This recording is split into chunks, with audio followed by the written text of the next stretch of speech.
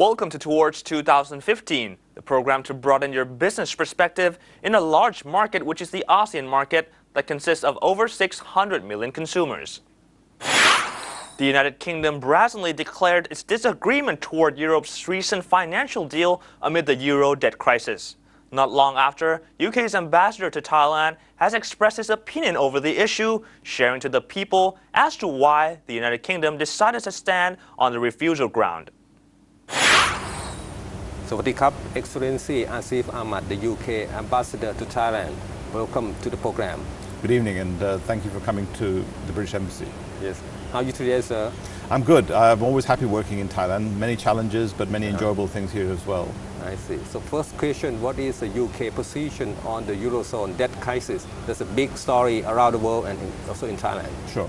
The really big story is what didn't happen, which is that we are an active and continue to be active member of the European Union.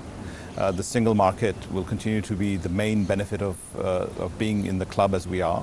Yes. We are part of a major economic bloc, and we will play our role in global welfare, whether it's economic or social indicators. We're part of NATO, which gives us a big security blanket around our continent, which has a history of conflict, which we will never want to return to. And I think, if you like, the fundamental purpose of the United Kingdom as part of the European Union remains. And we will continue to meet month after month, as we have done in Bangkok, in Brussels and elsewhere.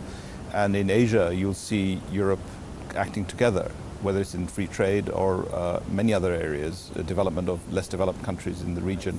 And so we will be active players here. But the situation in the Eurozone is something that the British government has been arguing for quite some time, because we have felt that the political mandate that the UK had with this current government was very clear. They won the election on the basis of saying to the British public that there would be a need for austerity, a need for fiscal prudence, and for some pain for some years to come, yes, before we are back to our true position in the global economy. As it is, we are the sixth largest economy in the world and Europe's #1 destination for inward investment, etc. But collectively, we wanted many countries in Europe to find that political will, yes, to address fundamental imbalances in fiscal spending, in the way in which social welfare programs are run, and some of the rigidities in those economies. And it is, in a way, sad that it has taken this crisis to wake, if you like, wake up the many governments for the need for action. Yeah. Please talk about the UK latest action about the European Union proposal on the fiscal pact as suggested by Germany. So what is the UK position on that?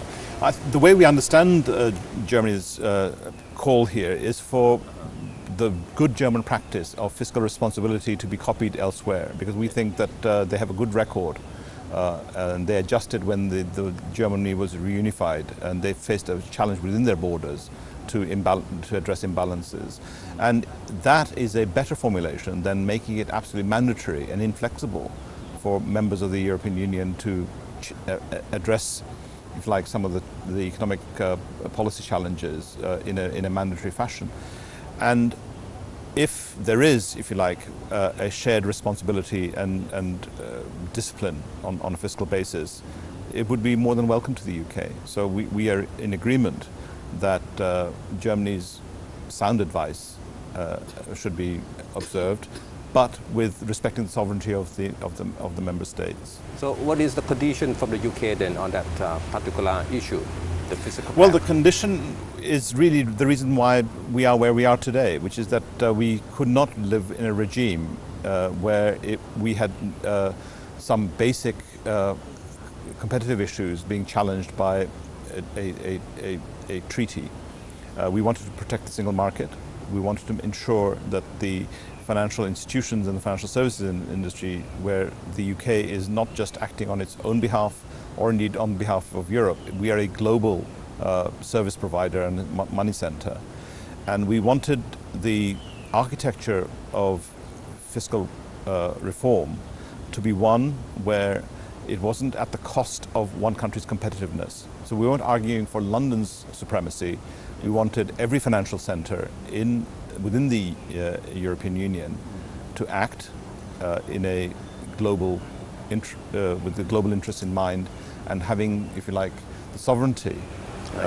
So you're talking about the UK request for the UK financial services industry to be exempted from the EU regulations? No, we wanted all financial centres to have the ability to regulate its affairs along broad principles, and then in that way protect the integrity of the single market, which enables us to sell our goods and services, move people and capital in a way which the construction of the European Union was made. And we felt that this was not going to be possible. What I should also say is that our Prime Minister went into the meeting of European heads of government with the intention of trying to agree amongst all 27 countries what should be done.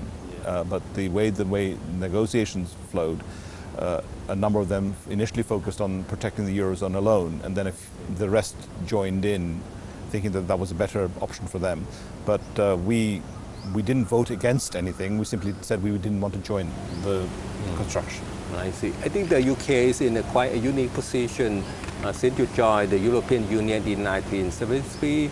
You've been a good member all along, but you have not decided to join the single currency, the Euro system. What is the rationale behind such a position? I think when we joined the European Union, it was on the basis of recognizing the major benefits, and they still exist. We see it in the movement of people, you see it in the way in which we have adopted our behavior within the region and elsewhere, and it's the reason why so many other countries in our neighborhood elected to join us. If our club was a poor one, then the former Soviet Union countries in terms of sphere of influence would not have come in our direction. Why is Turkey and Serbia knocking on our door? Because they think that we have many positive things to offer as a union. And I think those positive benefits will continue. Our issue with the euro, as it was constructed right from its inception, was that you could not fast track economic convergence, fiscal convergence, just by changing the denomination of your currency. Nor could you have a situation where countries with different credit ratings would enjoy the same terms as anybody else. You could not just simply say, well, country X would benefit from prime rates when a country Y on its own would not be able to afford that. And I think that led to a period, and that's the price we're paying now, of governments believing that they had enough time or could live on borrowed time and didn't have to make those painful choices. But now those choices have been forced upon them. So the euro itself is established, and we wish it well, because the failure in the Eurozone is a failure for all of us. It's not in our interest to see it work. In your opinion, what is the outlook in the year 2012 regarding the implications of the euro crisis on the global economy? I think our expectation and our fervent hope is that now that the Eurozone and other European Union member countries have seen what we've been saying for quite some time, that we need to make those difficult choices about public spending and addressing our debt profile and not simply borrowing our way out of trouble. Now that those are more widely accepted, and many of the countries now have refreshed political mandates after elections to do this, that we may come out of this crisis that bit quicker, because now we are on the same page. It also means that just because we have disagreed on one point, that we will not continue to meet and agree on many matters, including the issues on which we have disagreed. We may well support many elements of what individual countries or collectively this group will want to do. We are not forever saying, well, we fundamentally disagree with what you're doing. I think what we are saying is that where it's good for Europe and good for the UK, we will be fully behind it and pay our dues or be supportive where we can. But where we think is clearly in our national interest, which has a global reach and outlook, then we will stay clear of that. And we have that history. If you look at Schengen, if you look at You're not part of Schengen. No, we're not part of Schengen, but that hasn't stopped people from coming into the UK or indeed other parts of the European Union. The trains work perfectly well under the English Channel. The principles of the single market have not been affected by a significant area of disagreement.